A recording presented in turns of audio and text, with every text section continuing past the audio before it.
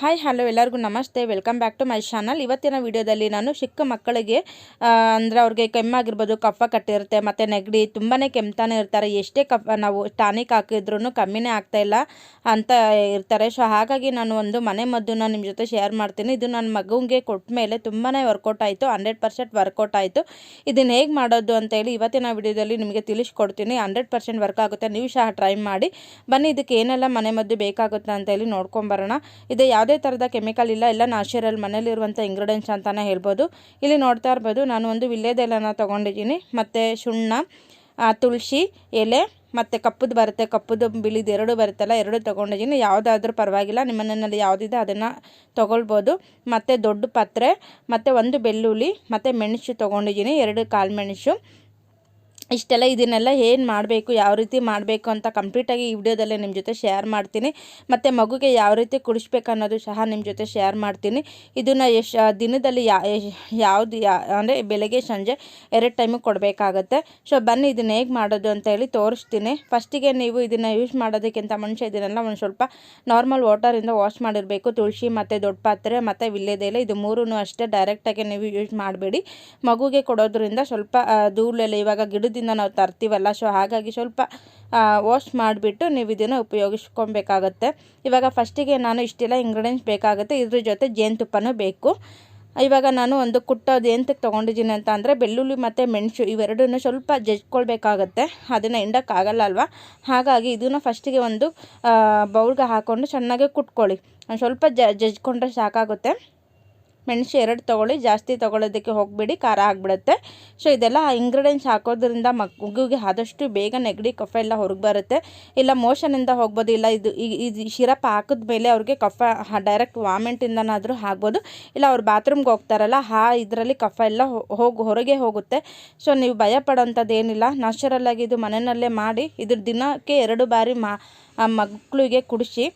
So ನಿಮಗೆ ತುಂಬಾ 100% workout ಆಗುತ್ತೆ. ಸೊ ಈಗ ನಾನು ವಿಳ್ಯದೆಲೆನ ಚೆನ್ನಾಗಿ ವಾಶ್ ಮಾಡಿ ಇದಕ್ಕೆ ನಾನು ಬೆಳ್ಳುಳ್ಳಿ ಮತ್ತು ಮೆಣಸು ಜಜ್ಜಿಟ್ಕೊಂಡಿರೋದು ಜೊತೆಲಿ ಇಟ್ಕೊಂಡೆ. ಮತ್ತು ದೊಡ್ಡ ಪಾತ್ರೆನೂ ಅಷ್ಟೇ ಒಂದು 3-4 ಪೀಸಸ್ ಮಾಡಿಬಿಟ್ಟು ಹಾಕಿ, ಇಲ್ಲ ಹಾಗೆ ಇಟ್ಟರು ಆಗುತ್ತೆ, ತೊಂದರೆ ಇಲ್ಲ. ಈ ರೀತಿ ಪೀಸಸ್ ಮಾಡಿ ಹಾಕಿ.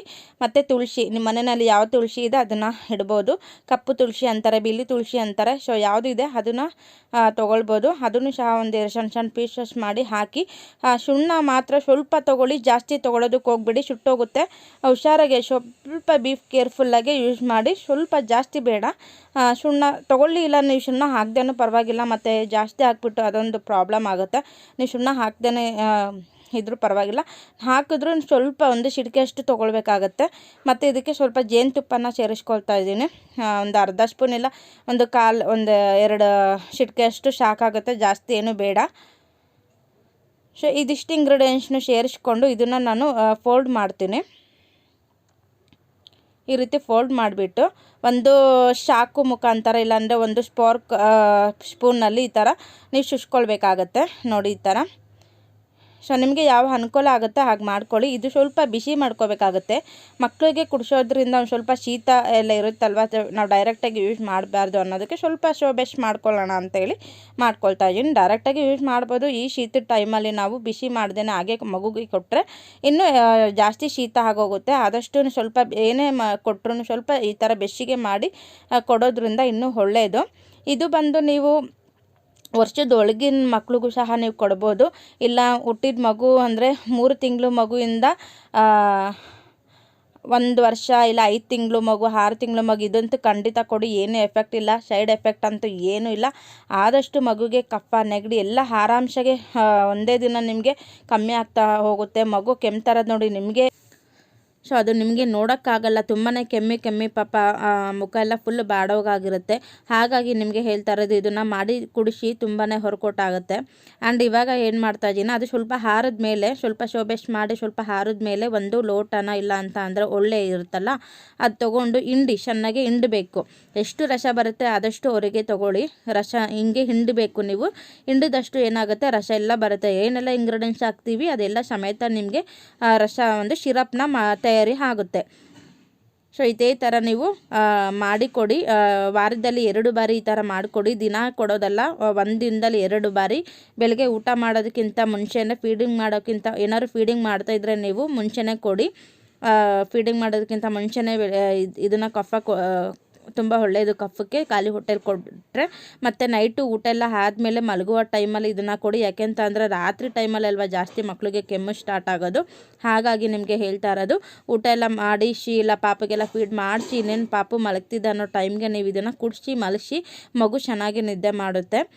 ಇವಾಗ ಚೆನ್ನಾಗಿ ಅದೆಲ್ಲ ರಸ ಎಲ್ಲ ತೊಗೊಂಡು ಮೇಲೆ ನಾನು ಒಂದು ಜಾಲರಿನಲ್ಲಿ ಸೋಸಿದೆ. ಏಕೆಂದರೆ ಸ್ವಲ್ಪ ಗಸ್ಕೆಲ್ಲ ಇರುತ್ತೆ, ಮಗುಗೆ ಒಂದು ಸ್ವಲ್ಪ ಗಂಟಕ್ಕೆ ಸಿಗಾಕೊಂಡ್ರು ಅದೊಂಥರ ಅವ್ರಿಗೆ ತೆಗಿಯೋದಕ್ಕೆ ಒಂಥರ ತುಂಬಾ ತೊಂದರೆ ಆಗಬಾರ್ದು ಅನ್ನೋದಕ್ಕೋಸ್ಕರ ನಾನು ಈ ಥರ ಮಾಡ್ತಾಯಿದ್ದೀನಿ. ಸೋಸಿಬಿಟ್ಟು ನಿಮಗೆ ತೋರಿಸ್ತಾ ಇರೋದು ವಿಡಿಯೋದಲ್ಲಿ. ಸೊ ನನ್ನ ಮಗನಿಗೆ ಆಲ್ಮೋಸ್ಟ್ 2 ಇಯರ್ಸು ಆದರೂ ಇವಾಗಲೂ ನಾನು ಫಾಲೋ ಮಾಡ್ತಾಯಿದ್ದೀನಿ. ಸೊ ನನ್ನ ಮಗಂಗೆ ಅವಾಗಿಂದನೂ ನಾನು ಕೊಡ್ತಾನೆ ಇದ್ದೆ. ಸೊ ಹಾಗಾಗಿ ವಿಡಿಯೋ ಮಾಡಿರಲಿಲ್ವಲ್ಲ, ಮಾಡಬೇಕು ಅನ್ನೋ ಕಾರಣಕ್ಕೆ ನಿಮಗೂ ಸಹ ಹೆಲ್ಪ್ ಆಗಲಿ ಅನ್ನೋಕ್ಕೋಸ್ಕರ ಮಾಡ್ತಾ ಇರೋದು. ಖಂಡಿತ ಈ ಥರ ಮಾಡಿ ಕುಡಿಸಿ ಮಕ್ಕಳಿಗೆ ತುಂಬಾ ಚೆನ್ನಾಗಿ ಬೇಗನೆ ಶೀತ ಮತ್ತು ನೆಗಡಿ ಏನೇ ಕೆಮ್ಮು ಎಲ್ಲ ಆದಷ್ಟು ಕ್ಲಿಯರ್ ಆಗ್ತಾ ಹೋಗುತ್ತೆ. ಈ ಥರ ಮಾಡಿ ಕುಡಿಸಿ, ಮಗು ತುಂಬಾ ಇಷ್ಟಪಟ್ಟು ಕುಡಿತಾರೆ. ಅದರಲ್ಲಿ ಏನು ಯಾವುದೇ ಥರದ ನಿಮಗೆ ಒಂಥರ ವಾಮಿಟ್ ಬರೋಷ್ಟು ಏನಿಲ್ಲ, ತುಂಬಾ ಚೆನ್ನಾಗಿದೆ. ಮಕ್ಕಳು ತುಂಬ ಇಷ್ಟಪಟ್ಟು ಕುಡಿತಾರೆ. ಸೊ ಹೀಗೆ ಮನೆಮದ್ದು ಅಂತಲೇ ಹೇಳ್ಬೋದು, ಒಂದು ಸಿರಪ್ ಅಂತಲೇ ಹೇಳ್ತೀವಿ. ಇದನ್ನೆಲ್ಲ ನಾವು ಕುಡಿಸಿದಷ್ಟು ಮಕ್ಕಳಿಗೆ ಗಂಟಲಲ್ಲಿ ಕೆರೆತ ಆಗಿರ್ಬೋದು, ನೆಗಡಿ ಕಫ ಆಲ್ಮೋಸ್ಟ್ ಎಲ್ಲ ಕಂಟ್ರೋಲ್ ಆಗ್ತಾ ಹೋಗುತ್ತೆ. ನೀವು ಸಹ ಟ್ರೈ ಮಾಡಿ, ನಿಮ್ಮ ಮಕ್ಕಳಿಗೆ ಆಲ್ಮೋಸ್ಟ್ ಎಲ್ಲ ಕಂಟ್ರೋಲ್ ಆಗುತ್ತೆ. 100% ವರ್ಕ್ ಆಗುತ್ತೆ ಅಂತಲೇ ಹೇಳ್ಬೋದು ಈ ಮನೆಮದ್ದು. ಓಕೆ ಫ್ರೆಂಡ್ಸ್, ಈ ವಿಡಿಯೋ ನಿಮಗೆ ಇಷ್ಟ ಆಗಿದೆ ಅಂದ್ಕೊಳ್ತೀನಿ. ಇಷ್ಟ ಆಗಿದ್ದರೆ ಒಂದು ಲೈಕ್ ಕೊಡಿ, ಹಾಗೆ ನಿಮ್ಮ ಅನಿಸಿಕೆ ಅಭಿಪ್ರಾಯನ ಕಾಮೆಂಟ್ ಮೂಲಕ ತಿಳಿಸ್ಬೋದು. ನಿಮ್ಗೆ ಏನೇ ಡೌಟ್ ಇದ್ದರೂ ಕಾಮೆಂಟ್ ಸೆಕ್ಷನಲ್ಲಿ ಕೇಳಿ, ನಾನು ಆದಷ್ಟು ಬೇಗ ನಿಮಗೆ ರಿಪ್ಲೈ ಮಾಡ್ತೀನಿ. ಆ್ಯಂಡ್ ಈ ವಿಡಿಯೋ ನಿಮಗೆ ಇಷ್ಟ ಆಗಿದ್ದರೆ ಪ್ಲೀಸ್ ಒಂದು ಲೈಕ್ ಮಾಡಿ. ಹಾಗೆ ಇನ್ನೂ ಯಾರು ನನ್ನ ಚಾನಲ್ನ ನೋಡ್ತಾ ಇದ್ದೀರಾ ಪ್ಲೀಸ್ ಸಬ್ಸ್ಕ್ರೈಬ್ ಮಾಡಿಕೊಂಡು ಸಪೋರ್ಟ್ ಮಾಡಿ. Thank you.